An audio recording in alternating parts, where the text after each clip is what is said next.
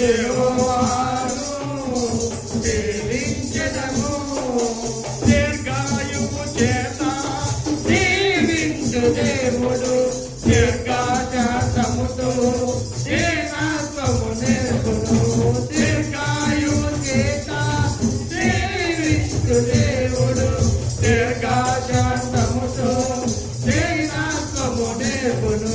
మేలు చేత హృదయ తృప్తి పరచు దేవుడు. మేలు చేత హృదయ తృప్తి పరచు దేవుడు. మేలు చేత కీడునల జయించాలు నేర్పును.